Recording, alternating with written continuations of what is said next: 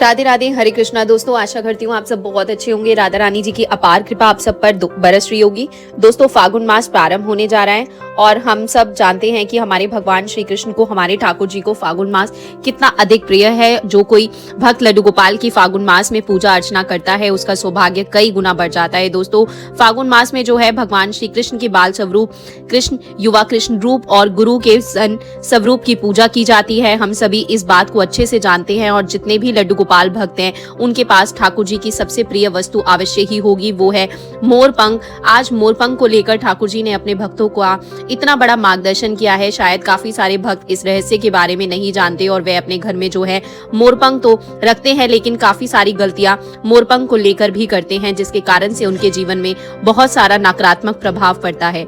उन्हें ठाकुर जी की सेवा का पर्याप्त फल प्राप्त नहीं हो पाता और उनके मन में यह संशय रहती है कि न जाने हमसे क्या भूल हो रही है कि हमें अपनी पूजा का, ठाकुर जी की सेवा का फल प्राप्त नहीं हो रहा। इसलिए वीडियो को दोस्तों अंत तक अवश्य ही सुनना, ज्यादा से ज्यादा शेयर करना, क्योंकि मैं जानती हूँ सभी लड्डू गोपाल भक्तों के पास मोरपंख अवश्य ही होगा। चाहे एक मोरपंख हो या दो मोरपंख हो, चाहे कितनी भी कम मात्रा में मोरपंख क्यों ना हो, लेकिन हर लड्डू गोपाल भक्त के पास मोरपंख अवश्य ही मिलेगा। साथ ही साथ दोस्तों, जो लड्डू गोपाल भक्त नहीं है, ठाकुर जी की सेवा नहीं करते, अन्य देवी देवताओं की सेवा करते हैं, फिर भी घर में मोरपंख रखते हैं, उनके लिए भी ये वीडियो बहुत ही महत्वपूर्ण है। तो वीडियो को अंत तक अवश्य ही सुनना। आज की लीला कथा हमारे साथ शेयर की है वानी जी ने बुलंदशहर से।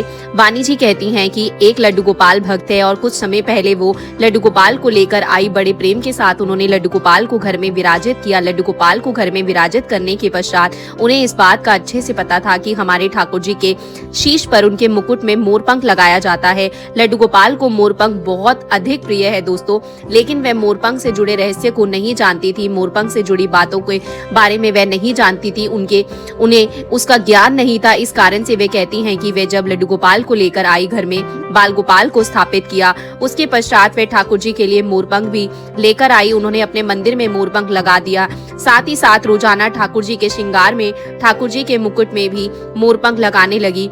अब इसी प्रकार से सेवा चल रही थी। सेवा करते करते वानी जी कहती हैं कि काफी समय हो चुका था, लेकिन फिर से भक्त के मन में निराशा होने लगी। वानी जी कहती हैं कि उन्हें लड्डू गोपाल की जो है उपस्थिति महसूस नहीं होती थी। पूजा करते समय उनका मन भी नहीं लगता था। बड़े उत्साह के साथ वे 4-5 दिन तक ठाकुर जी की सेवा करती थी, लेकिन 4-5 दिन के पश्चात अचानक से उनका मन उदास हो जाता था। उनका पूजा करने का मन नहीं करता था। साथ ही साथ घर में काफी सारी समस्याओं का सामना करना पड़ रहा था। उनके घर की आर्थिक स्थिति बिल्कुल खराब हो चुकी थी। साथ ही साथ वानी जी कहती हैं कि परिवार में बहुत सारी समस्याएं चल रही थी, बहुत सारे विवाद चल रहे थे, लड़ाई झगड़े चल रहे थे। साथ ही साथ परिवार के सदस्यों का स्वास्थ्य भी ठीक नहीं था। और वानी जी कहती है कि कहीं ना कहीं उनके मन में विश्वास था कि जब वे ठाकुर जी को घर लेकर आएंगी और उनकी सेवा करना शुरू कर देंगी तो ठाकुर जी उन पर कृपा अवश्य ही करेंगे। साथ ही साथ ठाकुर जी की कृपा से उनके परिवार में चल रही सारी समस्याओं का समाधान हो जाएगा। ठाकुर जी कृपा होगी तो उनके जीवन में भी शांति होगी। इसी भाव के साथ उन्होंने बड़े प्रेम पूर्वक के साथ लड्डू गोपाल को घर में स्थापित किया था। लेकिन 200 लड्डू गोपाल को विराजित करने के पश्चात भी वानी जी कहती है कि 6 महीना सेवा करते करते हो गया, लेकिन उनके घर की परिस्थिति में कोई सुधार नहीं आया। वानी जी की दीदी सास है, एक दिन उनसे कहती हैं कि बहू, तुमने ठाकुर जी को घर में विराजित किया है, उनकी सेवा करना शुरू कर दिया है, लेकिन ठाकुर जी की कृपा हमारे ऊपर नहीं हो रही। शायद तुम्हारी सेवा स्वीकार नहीं हो पा रही है। इसी कारण से प्रतिदिन हमारी परिस्थिति और भी खराब होती जा रही है। जिस घर में तुमने प्रेम पूर्वक ठाकुर जी को विराजित किया तो ऐसा समय आने वाला है कि हमें वह घर भी बेचना पड़ेगा। वानी जी कहती है घर की आर्थिक स्थिति खराब होने के कारण उन्हें बाहर से बहुत सारा कर्जा लेना पड़ रहा था, जिस कारण से अब कर्जे वाले उन्हें बहुत परेशान करते थे। कर्जा चुकाने के लिए उनके पास पर्याप्त धन नहीं था, ऊपर से कर्जा बढ़ता जा रहा था। रोज रोज की टेंशन के कारण वानी जी कहती है कि उनके हस्बैंड की तबीयत भी खराब हो रही थी। परिस्थिति ऐसी आ गई थी कि हम लोगों ने फैसला किया था कि अपना घर बेचकर हम लोगों का कर्जा उतार देंगे। कहती हैं जब वह समय आया कि हमने अपने घर के लिए काफी प्रॉपर्टी डीलर को बोल दिया और एक व्यक्ति हमारा घर खरीदने के लिए तैयार हो गया। दोस्तों, जिस दिन हमारा घर ना का मूल भाव हो रहा था उस दिन। वानी जी कहती है मैं बड़े ही दुखी मन के साथ ठाकुर जी के पास बैठकर रोने लगी, उनसे प्रार्थना करने लगी, हे लड्डू गोपाल, इस घर में बड़े प्रेम पूर्वक मैंने आपको स्थापित किया था। आपको स्थापित करने के पश्चात मैंने आपकी बड़ी प्रेम पूर्वक सेवा की, लेकिन शायद आपको मेरी सेवा स्वीकार नहीं हुई। इसी कारण से आज हमें इस घर से जाना पड़ रहा है। अगर मेरी सेवा स्वीकार होती, आप मुझ पर प्रश्न होते, तो हमारे जीवन में यह दिन कभी नहीं आता। मैं जानती हूँ हर व्यक्ति को अपने कर्मों का फल अवश्य ही मिलता है, लेकिन जिस घर में आप प्रवेश कर जाते हो, करते हो, उस घर से बलाएं जो है वो दूर चली जाती है, संकट को सो दूर चले जाते हैं। शायद मेरी सेवा में ही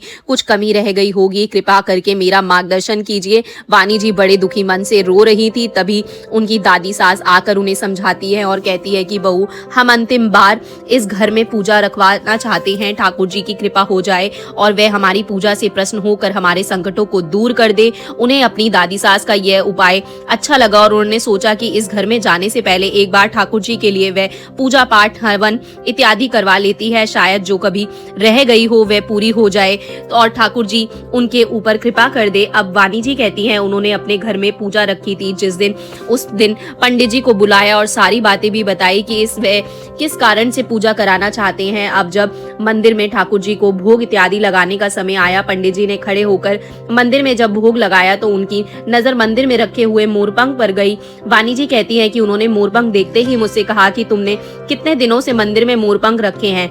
तभी वानी जी ने बताया कि मैं जब ठाकुर जी को लेकर आई थी उसी समय मैंने घर के मंदिर में मोरपंख भी लगाए थे। मैं रोज ठाकुर जी के मुकुट में भी मोरपंख लगाती हूँ। पंडित जी को पता चल चुका था कि वानी जी को मोरपंख के बारे में कोई ज्ञान नहीं है और अज्ञानतावश वो इस तरह से इतनी बड़ी भूल कर रही है। तभी उन्होंने मार्गदर्शन करते हुए वानी जी से कहा कि बेटा देखो, मोरपंख उचित दिशा में ही लगाना चाहिए। अगर तुम गलत दिशा में मोरपंख लगाते हो तो तुम्हारे घर में गरीबी आती है, तुम्हें घोर संकटों का सामना करना पड़ता है, घर में तुम्हारे नकारात्मक ऊर्जाएं प्रवेश कर जाती हैं, जिसके कारण से तुम्हारी पूजा पाठ नहीं फलती, क्योंकि तुम्हारी जो सेवा है, तुम्हारी जो पूजा है, तुम जो भोग लगाते हो, आरती करते हो, जप करते हो, वो सब ठाकुर जी तक नहीं पहुंच पाते। वो नेगेटिव एनर्जी तुम्हारे पूजा पाठ, भोग भाव, जाप सबको रोक देती है। ठाकुर जी के कानों तक तुम्हारे जाप नहीं पहुंचते, उनकी दृष्टि तुम्हारे ऊपर नहीं पड़ती। मोरपंख के बारे में ज्ञान होना और उचित दिशा में उन्हें लगाना अत्यंत अनिवार्य है, क्योंकि जो लड्डू गोपाल भक्त होते हैं, ठाकुर जी के भक्त होते हैं, उनके लिए मोरपंख सबसे अधिक शक्तिशाली है। इसीलिए मोरपंख के द्वारा ही तुम ठाकुर जी के दिल को जीत सकते हो, उनकी कृपा प्राप्त कर सकते हो, ठाकुर जी को रिझा सकते हो। क्योंकि फागुन मास में जब भगवान श्री कृष्ण अपने बाल स्वरूप में वृंदावन में जाकर मधुर बांसुरी बजा रहे थे, उस समय उनकी बांसुरी की धुन सुनकर दोस्तों राधा दौड़ी हुई आई और आने के बाद राधा ने बड़ा ही सुंदर नृत्य किया। और जब श्री कृष्ण जी की बांसुरी की धुन पर राधा जी नाच रही थी, उस समय वृंदावन के आसपास के सभी वनों में से मोर आकर वहां नृत्य करने लगे।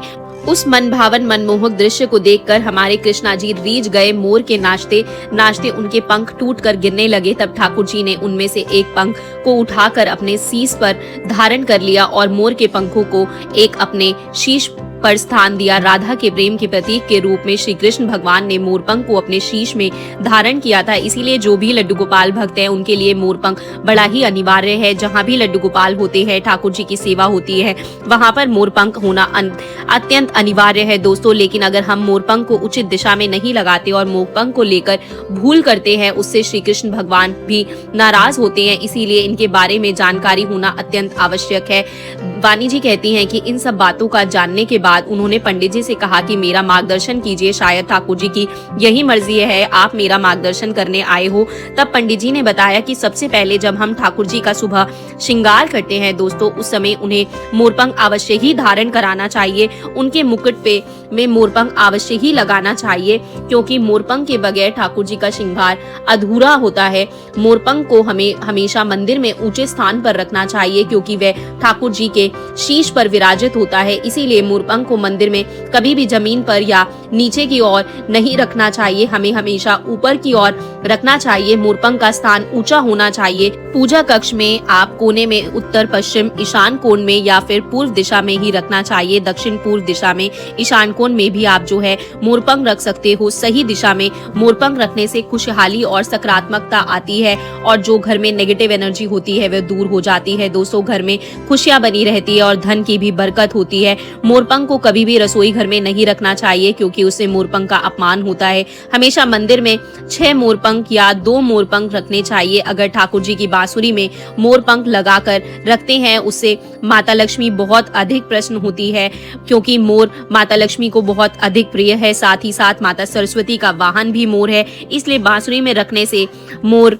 पंख को माता सरस्वती और लक्ष्मी दोनों बहुत अधिक प्रसन्न होते हैं। फागुन के महीने में आप किसी भी मंदिर में जाकर अगर एक मोरपंख राधा कृष्णा जी के मंदिर में जाकर उनके चरणों के पास छुपा कर रख देते हो तो फागुन मास प्राप्त होता है और उस दिन वह मोरपंख लाकर आप अपने मंदिर घर के मंदिर में रखते हो तो ठाकुर जी आपके साथ आते हैं और उनकी विशेष कृपा प्राप्त होती है। कहते हैं कि घर के मंदिर में सही दिशा में मोरपंख रखने से काल सर्प दोष भी दूर होता है। अगर आप अपने मेन गेट पर 6 मोरपंख लगाते हैं तो आपके घर में कभी भी नेगेटिव एनर्जी प्रवेश नहीं कर पाएगी। आपके घर पर अगर कोई तंत्र मंत्र करना चाहता है उसका असर भी आपके घर पर कभी नहीं होगा। इसीलिए मेन गेट पर आप अगर 6 मोरपंख लगाते हो तो कहते हैं उस घर में हमेशा ठाकुर जी की दृष्टि रहती है। उस घर का कोई भी बुरा नहीं कर सकता, उस घर में कोई भी गलत चीज प्रवेश नहीं कर पाएगी। कभी भी मोरपंख को झूठे हाथों से नहीं छूना चाहिए, अशुद्ध हाथों से नहीं छूना चाहिए। जब भी आप मोरपंख को स्पर्श करते हो तो आपके हाथ बिल्कुल स्वच्छ होने चाहिए। साथ ही साथ अगर आप मोरपंख पर थोड़ा सा गंगाजल डालकर उससे घर में छिड़काव करते हो तो आपके घर में बहुत ज्यादा सकारात्मकता बढ़ जाती है। साथ ही साथ अगर आप मोरपंख को लेकर पूरे घर में पंखा कर देते हो, ठाकुर जी का पंखा करने के बाद जैसे कि आपने 6-7 मोरपंख एक साथ पकड़कर ठाकुर जी को पंखा किया, उसके बाद उसी पंखे से आप पूरे घर में पंखा करते हो तो आपके घर में जितनी भी समस्याएं हैं, जितनी भी दुख हैं, जितनी भी कष्ट हैं, जितनी भी नकारात्मक ऊर्जाएं हैं दोस्तों, वे सब उस पंखे से हवा करने से कहते हैं ठाकुर जी की कृपा से, क्योंकि ठाकुर जी उसे पंखा किया है और ठाकुर जी का आशीर्वाद उस मोरपंख में है। उससे पंखा करने से आपके घर में वो सब कुछ एकदम से बाहर चला जाएगा। अगर आपके मंदिर में मोरपंख सही स्थान पे नहीं होगा, जमीन पे रखा होगा, नीचे की तरफ रखा होगा या गलत दिशा में रखा होगा, जैसे कि आपने दक्षिण दिशा में रख दिया, जमीन पर रख दिया, तो उससे क्या होगा, जब भी आप मंदिर में ठाकुर जी की सेवा करने के लिए बैठोगे उस समय आपके मन में तरह तरह के नेगेटिव विचार आएंगे।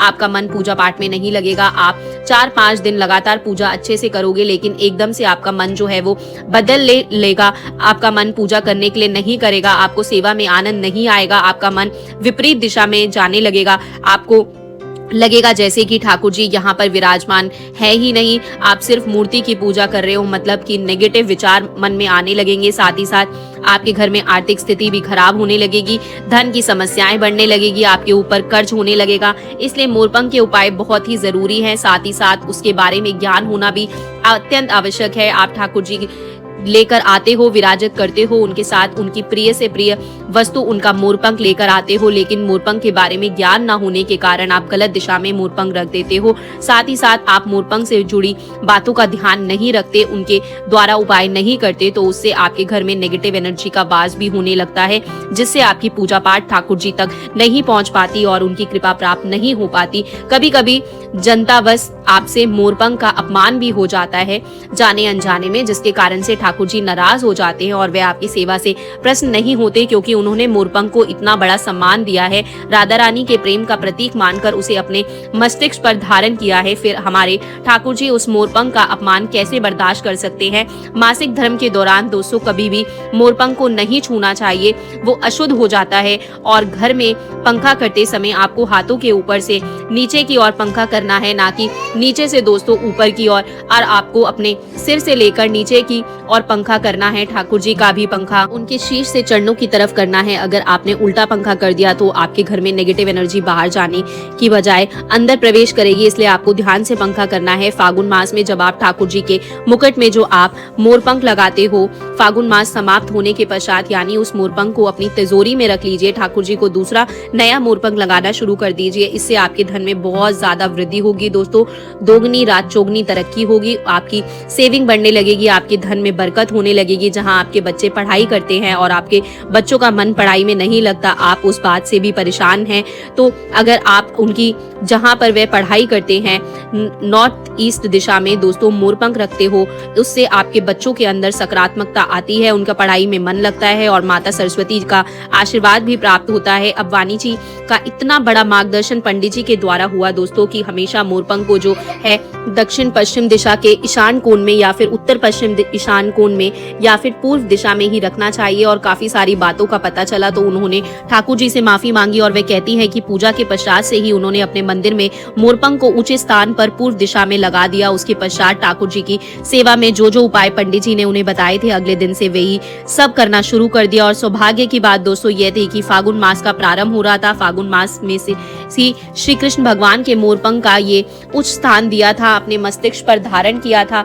वाणी जी कहती हैं कि अगले दिन सुबह के समय उन्होंने जब ठाकुर जी को स्नान कराकर उनका श्रृंगार किया तो उन्होंने लड्डू गोपाल के शीश पर जो है मोरपंख धारण कराया। उसके पश्चात ठाकुर जी को मोरपंख से पंखा किया। पूरे घर में मोरपंख जो ठाकुर जी को पंखा किया था उसी से पूरे घर में भी पंखा किया। साथ ही साथ उन्होंने अपने द्वार पर भी मोरपंख लगाए। ठाकुर जी की कृपा से जो वाणी जी का मार्गदर्शन हुआ था उसके अनुसार उन्होंने पूरी सावधानी के साथ मोरपंख के सभी बातों का ध्यान रखते हुए सारे उपाय किए। उन्होंने पूरे घर में मोरपंख का पर गंगाजल लगाकर पूरे घर में उसका छिड़काव भी किया। दोस्तों लड्डू गोपाल की सेवा में उनसे यही सबसे बड़ी भूल हो रही थी जिसके कारण से उनकी जो है पूजा ठाकुर जी तक नहीं पहुंच पा रही थी। उनकी स्थिति में सुधार होने का लगा और फागुन मास के 15वें दिन उनके साथ एक ऐसा चमत्कार हो गया जिसकी संभावना उन्हें कदापि नहीं थी। उनकी एक प्रॉपर्टी पर घर परिवार में काफी दिनों से विवाद चल रहा था। इस कारण से वे उस प्रॉपर्टी को बेच नहीं पा रहे थे और अगर कोई उसे खरीदना भी चाहता था दोस्तों तो बहुत कम पैसों में खरीदना चाहता था क्योंकि वे झगड़े की प्रॉपर्टी थी। ठाकुर जी की कृपा से जब अच्छे से उन्होंने सेवा की तो ठाकुर जी तक उनकी सेवा पहुंची। लड्डू गोपाल की दृष्टि वाणी जी और उनके परिवार पर पड़ी। वे कहती हैं कि अचानक से वह विवाद भी खत्म हो गया जिसको लेकर उस प्रॉपर्टी पर झगड़ा हो रहा था और जिस प्रॉपर्टी को लोग इतने कम दामों में खरीदना चाहते थे अब उसी प्रॉपर्टी के करोड़ों के दाम मिल रहे थे। वाणी जी कहती हैं उनके परिवार को अपने भाग्य पर विश्वास नहीं हो रहा था, इस चमत्कार पर विश्वास नहीं हो रहा था, लेकिन यह सब ठाकुर जी की कृपा थी, यह सब मोरपंख का कमाल था। वाणी जी कहती हैं हमारी वे प्रॉपर्टी करोड़ों में बिक गई, हमने सारा कर्ज उतार लिया, हमें घर भी नहीं बेचना पड़ा और हमने अपने व्यवसाय को भी दोस्तों इतना अधिक बढ़ा लिया कि हमारे घर के मंदिर में दोगुनी रात चौगुनी तरक्की होने लगी। ठाकुर जी की ऐसी कृपा बरसी, फागुन मास में हमारी सारी समस्याओं का समाधान हो गया। लड्डू गोपाल की कृपा हर भक्त पर बनी रहे। दोस्तों सभी भक्तों को जो है जाने अनजाने में मोरपंख को लेकर भूल होती है, उस भूल में सुधार करके वो भी कृपा प्राप्त कर सकते हैं। इसी उद्देश्य के साथ वाणी जी ने यह लीला कथा हमारे साथ शेयर की है। तो दोस्तों आपकी ये रिस्पॉन्सिबिलिटी है, आप ये वीडियो जितने लोगों को शेयर करें जो भी लड्डू गोपाल के भक्त हैं। अगर हम में से किसी के साथ भी ये गलती हो रही है मोरपंख को लेके तो हम इसको सुधारें और जिसको भी परेशानियां मिल रही हैं, लड्डू गोपाल की लीलाएं महसूस नहीं हो रही हैं, उन्हें भी महसूस हो, वो भी सही कर सके इन गलतियों को। तो आप जितना शेयर करेंगे वीडियो को उतना अच्छा है दोस्तों। और अगर आपको वीडियो पसंद आई हो तो वीडियो को लाइक अवश्य करिएगा, कमेंट करिएगा। राधे राधे, जय श्री कृष्णा। आपको वीडियो अच्छी लगी हो तो दोस्तों अगर आप पहली बार इस चैनल पर वीडियो देखने हैं तो प्लीज चैनल को सब्सक्राइब कर दीजिएगा। इसी तरीके से मिलती रहूंगी मैं अब आपसे अगली वीडियो में। फिलहाल अभी आप सभी को मेरी तरफ से राधे राधे, जय श्री कृष्णा दोस्तों।